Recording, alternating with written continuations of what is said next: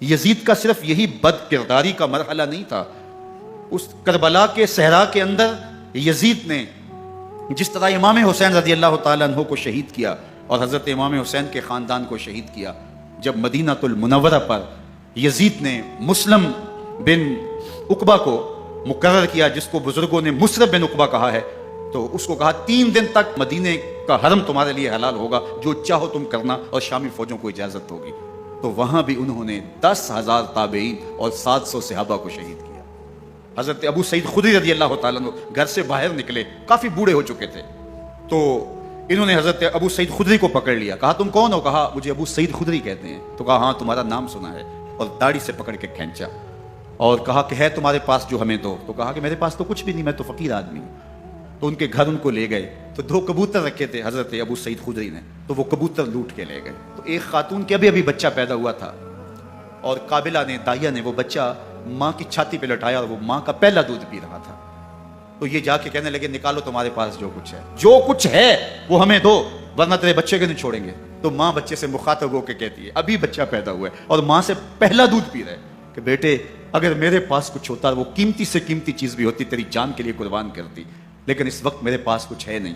تو ایک شکی آگے بڑھا اور بچے کو ایک ٹانگ سے پکڑ کے کھینچ کے دیوار کے ساتھ پٹک کے مارا، جس سے دماغ کا بھیجا نکل گیا۔ کیا کیا زیادتیاں نہیں کی۔ 700 صحابہ حرہ کے واقعہ میں شہید کیے یزید نے، اور 10,000 تابعین شہید کیے۔ مسجد نبوی میں ممبر رسول کے ساتھ گھوڑے باندھے، اور وہ ممبر رسول اور مصلی رسول کے قریب لید کرتے رہے۔ 3 دن تک مسجد نبوی کے اندر گھوڑے بندے رہے، اور مدینہ کی حرمت پامال کی۔ مدینہ کے گھروں کے اندر یہ بد کماش داخل ہوئے، اور جو بدکاریاں انہوں نے کی، کلیجہ منہ کو آتا ہے۔ 1002 شیزائیں ان بدکاروں کی بدکاریوں کی وجہ سے کواری حالت کے اندر حاملہ ہوئی۔ 3 دن تک مدینے کا حرم انہوں نے پامال کیا، اور پھر مکہ المکرمہ میں کعبۃ اللہ پر گولے برسائے، اور کعبہ کا غلاف جل گیا۔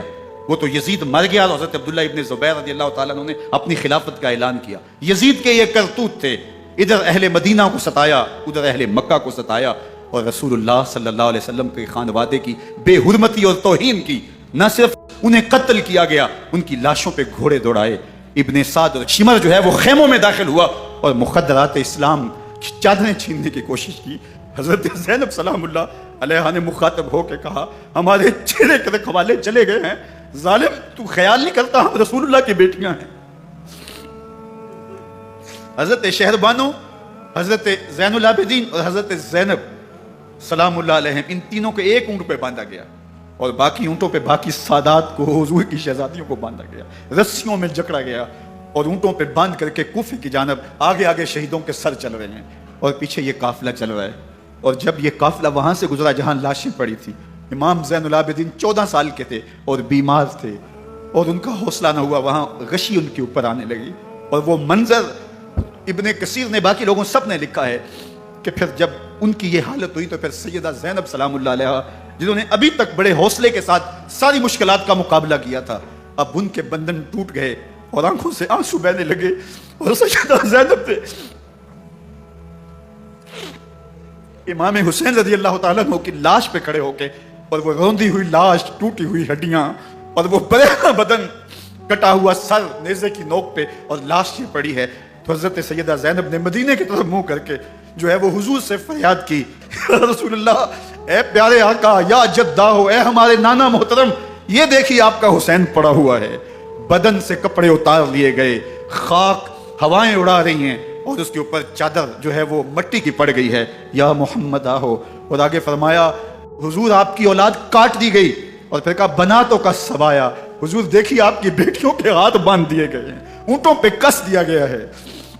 سرے شہیدہ آگے آگے چل رہے ہیں، راستے کے اندر ایک جگہ آئی اور ان کو اتارا گیا۔ رات کا موقع تھا، ایک خاتون آئی اور اس نے کوئی کھانا پیش کیا ان کو، اور کہا کہ میں کسی زمانے میں حضرت سیدہ فاطمہ الزہرا کی نوکری کیا کرتی تھی، ان کی لونڈی تھی، ان کی کنیز تھی، اور آج مجھے پتا چلا کہ آپ لوگ گزر رہے ہیں، تو میں نے کہا کہ میں اپنی مخدومہ کے خاندان کی خدمت کروں۔ اور پھر اس نے کہا کہ اس وقت سیدہ کی گود میں ایک 6-7 ماہ کی بچی تھی جس کو زینب کہا کرتے تھے۔ تو سیدہ زینب نے کہا کہ اماں اگر پہچانتی ہو تو وہ بدنصیب سے